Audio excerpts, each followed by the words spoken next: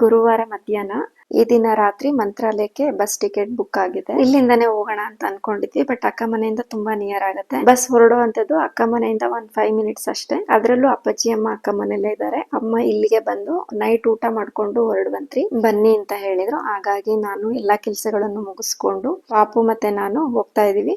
ಇವನ್ಗಂತೂ ಅಕ್ಕ ಮನೆಗೆ ಹೋಗೋದಂದ್ರೆ ತುಂಬಾನೇ ಖುಷಿ ಇರುತ್ತೆ. ಯಾಕೆ ಅಂತಂದ್ರೆ ಅವ್ರ ಅಕ್ಕ ಸಿಗ್ತಾಳೆ ಇವನ್ ಜೊತೆ ಆಟ ಆಡೋದಿಕ್ಕೆ. ಹಾಗಾಗಿ ತುಂಬಾ ಇಷ್ಟ ಪಡ್ತಾನೆ ಹೋಗೋದಕ್ಕೆ. ಇನ್ನು ರಾತ್ರಿ ಊಟ ಎಲ್ಲ ಮುಗಿಸ್ಕೊಂಡು ನೈಟ್ 8:30ಗೆ ಬಸ್ ಇತ್ತು ನಮ್ಗೆ. ಸೊ ಇಲ್ಲಿಂದ 8:30ಗೆ ಹೊರಟು ಮಂತ್ರಾಲಯ ರೀಚ್ ಆಗೋಷ್ಟ್ರಲ್ಲಿ ಬೆಳಗ್ಗೆ 6 ಕಾಲಾಗಿತ್ತು. ಸೊ ನಾವ್ ಅಲ್ಲಿ ಹೋದ್ಮೇಲೆ ನಾವು ರೂಮ್ ನ ವಿಚಾರಿಸಿ ರೂಮ್ಗೆ ಹೋಗಿ ರೆಡಿ ಆಗಿ ಹೊರಟ್ವಿ.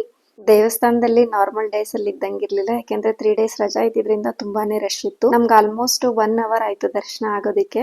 ಬಟ್ ತುಂಬಾನೇ ಚೆನ್ನಾಗಿ ದರ್ಶನ ಆಯ್ತು. ಅಷ್ಟು ಜನ ಇದ್ರು ಕೂಡ ಸಮಾಧಾನದಿಂದ ರಾಯರ ದರ್ಶನ ಆಯ್ತು. ರಾಯರನ್ನ ನೋಡಿದ್ಮೇಲೆ ಅಷ್ಟೊತ್ತು ನಿಂತ್ಕೊಂಡಿದೀವಿ ಅಂತ ಫೀಲೇ ಇರ್ಲಿಲ್ಲ. ನನ್ಗಂತೂ ಈ ರೀತಿ ದೇವಸ್ಥಾನಗಳಿಗೆ ಹೋಗಿ ದೇವ್ರ ದರ್ಶನ ಮಾಡಿದಷ್ಟು ಖುಷಿ ಹಾಗೆ ನೆಮ್ಮದಿ ಬೇರೆ ಯಾವ ಪ್ಲೇಸ್ ಅಲ್ಲೂ ಸಿಗಲ್ಲ.